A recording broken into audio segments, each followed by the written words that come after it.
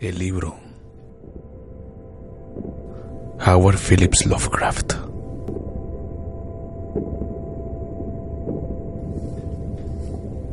Mis recuerdos son muy confusos. Dudo incluso cuál fue el principio, porque a veces tengo visiones sobrecogedoras de los años que se extienden detrás de mí, mientras que otras veces parece como si el momento presente fuera un punto aislado en una infinitud informe y gris. Ni siquiera estoy seguro de cómo transmitir este mensaje. Aunque sé que estoy hablando, tengo la vaga impresión de que hará falta una extraña y quizá terrible mediación que lleve lo que digo a los puntos en que deseo que me escuchen.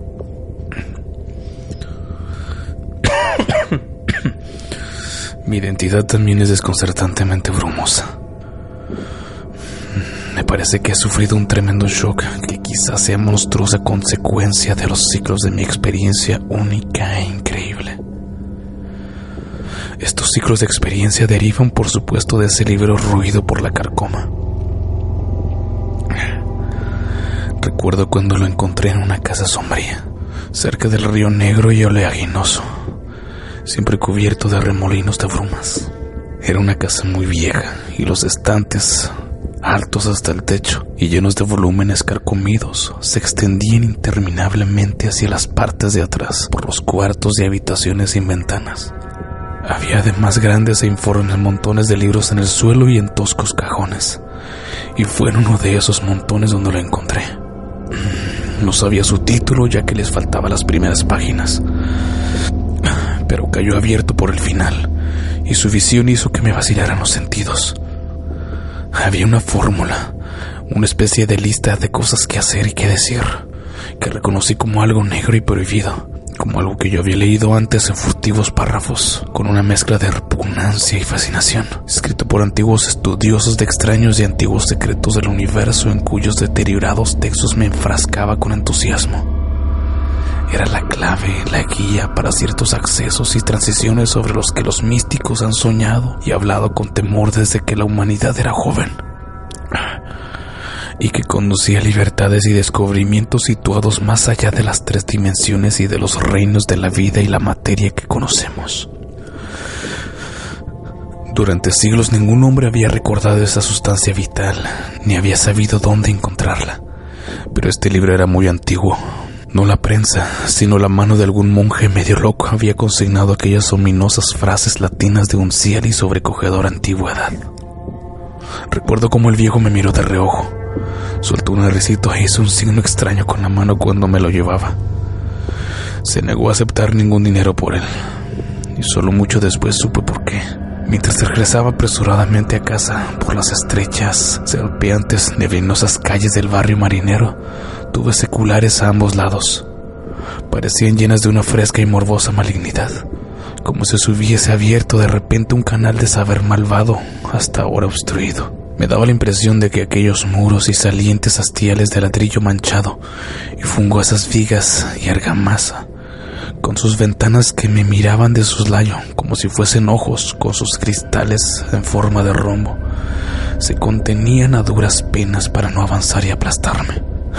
Sin embargo, solo había leído el fragmento más pequeño de esa runa blasfema antes de cerrar el libro para llevármelo. Recuerdo cómo leí por fin el libro, con la cara pálida, encerrado en mi habitación del ático donde durante tanto tiempo me había dedicado a extrañas investigaciones. El enorme caserón estaba en silencio, ya que no llegué hasta después de medianoche. Creo que por entonces yo tenía familia, aunque los detalles son muy confusos y sé que había muchos criados. No recuerdo en qué año era, porque desde entonces he conocido muchas épocas y dimensiones, y todas mis nociones del tiempo se me han disuelto y remodelado. Leí a la luz de las velas. Recuerdo el incesante gotear de la cera, y de cuando en cuando me llegaban de lejanos campanarios un repique de carillones. Creo que escuchaba aquellos carillones con especial interés, como si temiese oír alguna nota ajena y remota entre los tañidos. Entonces sonó el primer ruido de arañazos y manoteos en la ventana de la buhardilla que se asomaba por encima de los tejados de la ciudad. Sucedió cuando leía a media voz el 9º verso de ese cántico primordial, y con un estremecimiento supe qué significaban. porque aquel que cruza las puertas adquiere para siempre una sombra y ya no vuelve a estar solo jamás. Yo había pronunciado la invocación y el libro era efectivamente lo que yo había sospechado.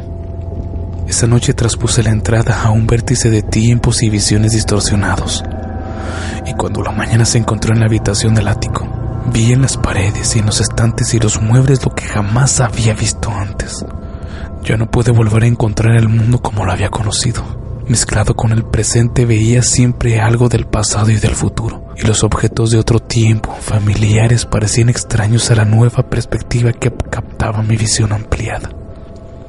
Desde entonces he andado envuelto en un sueño fantástico, de formas desconocidas y semiconocidas, y cada vez que cruzaba una nueva entrada, menos claramente reconocía las cosas de la reducida esfera a lo que durante tanto tiempo había estado anclado. Lo que yo percibía a mi alrededor no lo veía nadie, y me volví doblemente taciturno y distante por temor a que me creyesen loco. Los perros tenían miedo de mí, porque sentían la sombra exterior que jamás se apartaba de mi lado. Pero me sumergí más aún en la lectura de libros y pergaminos ocultos y olvidados, a los que me guiaba mi nueva visión, y crucé nuevos umbrales de espacio y de nuevas formas de vida en mi trayectoria hacia el corazón del cosmos desconocido.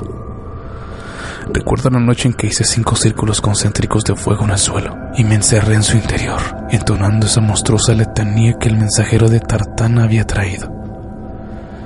Las paredes se disolvieron y un viento negro me arrebató, arrastrándome a través de abismos grises e insondables con pináculos de montañas desconocidas, a millas por debajo de mí. Poco después sobrevino una completa negrura. Luego la luz de miradas de estrellas compusieron extrañas y desconocidas constelaciones. Finalmente vi una llanura iluminada por un resplandor verde. Muy por debajo de mí, distinguí en ella las retorcidas torres de una ciudad cuyas construcciones jamás había visto, ni leído ni soñado yo. Y al acercarme flotando a aquella ciudad, vi en un espacio abierto un gran edificio de piedra, y me invadió un miedo espantoso. Grité y me delaté, y tras un desvanecimiento desperté otra vez en mi habitación del ático, tendida en medio de 5 círculos fosforescentes del suelo. En el vagabundeo de aquella noche no hubo nada que fuese más extraño que las experiencias de las noches anteriores. Pero sí sentí más terror, porque sabía que estaba más cerca de esos abismos y mundos exteriores de lo que había estado antes. En lo sucedido he sido más precavido con mis fórmulas encantatorias, porque no tengo ningún deseo de separarme de mi cuerpo y de la tierra, y quedarme en los abismos desconocidos donde no podría regresar.